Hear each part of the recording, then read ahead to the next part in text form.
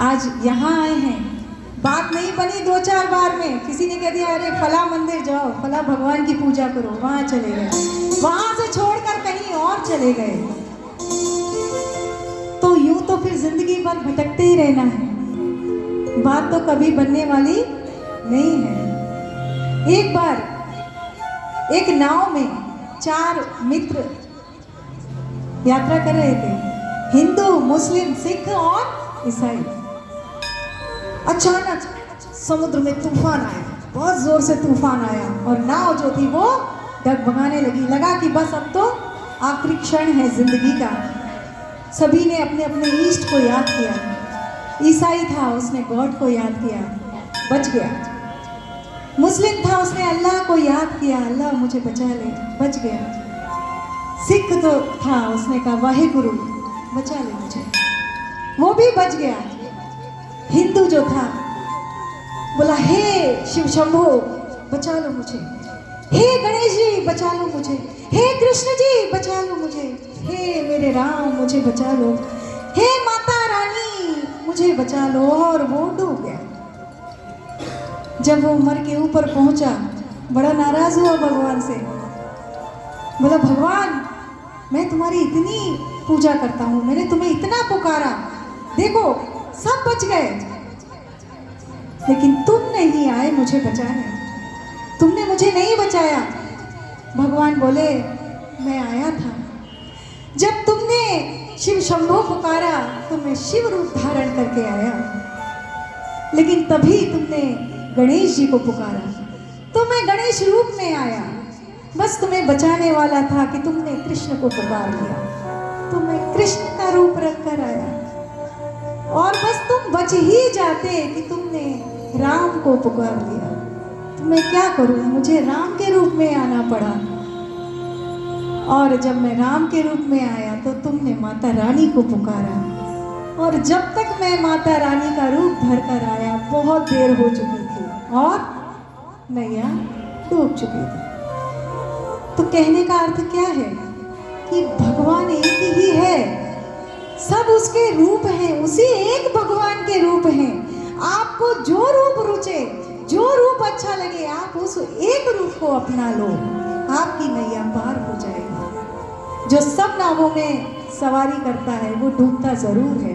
एक व्यक्ति था, नदी उतरना था पार, नदी किनारे आया, बहुत सारी नाव थी, कोई बोला इस नाव में बैठ जाओ, कोई बोला इस नाव में बैठ जाओ, बड़ा कंफ्यूज हो गया मैं किस नाव में बैठूं। तब तक एक संत आए, उसकी कश्मकश देखी तो बोले बेटा किसी भी एक नाव में बैठ जाओ तो पार उतर जाओगे। अब आप बताइए अगर वो एक से ज्यादा नाव में सवार होता तो क्या पार उतर सकता था? नहीं। तो किसी एक नाव को पकड़ना है, यानी किसी एक रूप को अपनाना है आपको, दृढ़ता के साथ और विश्वास के साथ। और बाबा यही कहते हैं कि मुझ में विश्वास रखो। एक प्रसंग आता है श्री साईं सच्चरित्र में, दासगणु महाराज का। दासगणु महाराज से मेरे ख्याल से आप सभी परिचित होंगे। दासगणु महाराज जो हैं उनके पद आप बड़े प्रेम से गाते हैं। बाबा के वो परम भक्त थे और अनेकों पदों की रचना की। साईं रहम नजर करना गाते हैं आप लोग, बच्चों का पालन करना, उसमें आप गाते हैं दासगणु कहे, गाते हैं। अब क्या बोलूं, थक गई मेरी रचना। तो ये किसने रचा है? दासगणु महाराज ने। और जो आप काकड़ आरती गाते हैं वो भी दासगणु महाराज ने। और ये दासगणु महाराज कौन थे? ये गणेश दत्तात्रेय सहस्त्रबुद्धे इनका नाम था। और ये अंग्रेजी शासन में पुलिस में थे और इनको शिरडी भेजा गया था अंग्रेजी शासकों ने, अंग्रेजों ने। उनको ये लगा, जब बाबा की बहुत ज्यादा ख्याति दूर दूर तक जाने लगी, उन्हें लगा कि कोई जासूस तो नहीं है जो इस वेश में आके और शिरडी में रह रहा है। तो उन्होंने गणेश दत्तात्रेय सहस्त्रबुद्धे को शिरडी भेजा बाबा की जासूसी करने के लिए, तहकीकात करने के लिए। और वो तहकीकात करने आए, लेकिन साईं के पास जो आता है वो तो साईं का होके रह जाता है। नौकरी छोड़ दी उन्होंने और साईं का होकर रह गए शिरडी में। एक बार उनके मन में विचार आया कि प्रयाग जाया जाए। प्रयाग आप लोग जानते हैं क्यों जाते हैं? क्योंकि प्रयाग में पापों का नाश हो जाता है और मुक्ति प्राप्त होती है। तो उनके मन में जब विचार आया तो वो बाबा से अनुमति लेने मस्जिद गए। अच्छा, एक बात और बताऊं, इसका कई जगह आया है कि बाबा से जो भी शिरडी से जाता है, ये आप लोग भी ध्यान रखें, जब भी आप शिरडी से निकलें, आप जाते हैं शिरडी, वो बाबा की मर्जी से जाते हैं, ये मैं बता चुकी हूँ। और जब वहाँ से लौटें तो हमेशा बाबा से अनुमति लेकर लौटें, क्योंकि उस समय भी जितने भक्त जाते थे बाबा की मर्जी से आते थे शिरडी, लेकिन जाते बाबा की मर्जी से थे, जाते भी बाबा की मर्जी से थे। और अगर बाबा मना कर देते थे और फिर भी अगर वो जाते थे तो कोई ना कोई दुर्घटना जरूर घट जाती थी। तात्या कोते पाटिल आपने नाम सुना होगा, विशेष कृपा थी बाबा की उन पे। शिरडी में संग्रहालय के सामने उनकी समाधि बनी हुई है।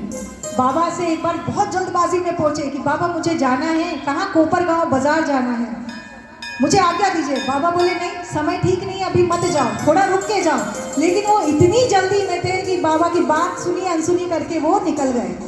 और जो तांगा लेके गए थे उसमें 2 घोड़े जुटे थे, एक महंगा वाला था, एक सस्ता वाला था। एक था 500 रुपए वाला घोड़ा, उस समय महंगा, और वो घोड़ा बड़ा चंचल था, बड़ा अच्छा घोड़ा, तेज दौड़ने वाला था। और सांवली विहीर एक जगह है वहाँ शिरडी से आगे, बस वो निकली ही थी कि वो घोड़ा अचानक दौड़ पड़ा। अब 2 घोड़े जुटे थे, जब वो घोड़ा दौड़ा तो अचानक उसके कमर में मोच आ गई और वो घोड़ा वहीं गिर गया। गिरा तो तांगा भी वहीं पलट गया। वो तो बाबा की कृपा थी, तो तात्या कोते पाटिल को ज़्यादा चोट नहीं आई। तो जब भी, और भी बहुत प्रसंग हैं, तो जब भी कोई बिना आज्ञा गया है तो उसके साथ कोई ना कोई दुर्घटना घटी है। तो दास गणु जो थे वो बाबा के पास अनुमति लेने गए कि बाबा मैं प्रयाग जाना चाहता हूँ, मुझे आज्ञा दीजिए। तो बाबा बोले कि अरे तुम्हें व्यर्थ इतनी दूर भटकने की क्या जरूरत है, प्रयाग तो शिरडी में है, यही है, मुझ पर विश्वास रखो। और जैसे ही दास गणु महाराज ने बाबा के श्री चरणों में अपना मस्तक झुकाया, बाबा के श्री चरणों से तेज वेग के साथ गंगा और यमुना उमड़ पड़ी। दास गणु महाराज के आंखों से अश्रुओं की अविरल धारा बहने लगी। तो ये है बाबा का चमत्कार और ये है बाबा का कथन कि केवल और केवल मुझ में विश्वास रखो, मैं ही ब्रह्मा, मैं ही विष्णु, मैं ही शिव, बस मुझ में विश्वास रखो।